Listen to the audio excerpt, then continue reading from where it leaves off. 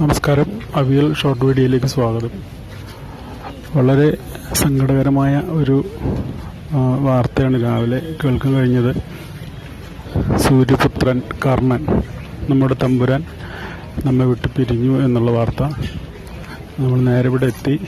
കർണൻ്റെ ഒരു അന്ത്യനിദ്രയാണ് നമ്മളിപ്പോൾ കണ്ടുകൊണ്ടിരിക്കുന്നത് കേട്ടോ.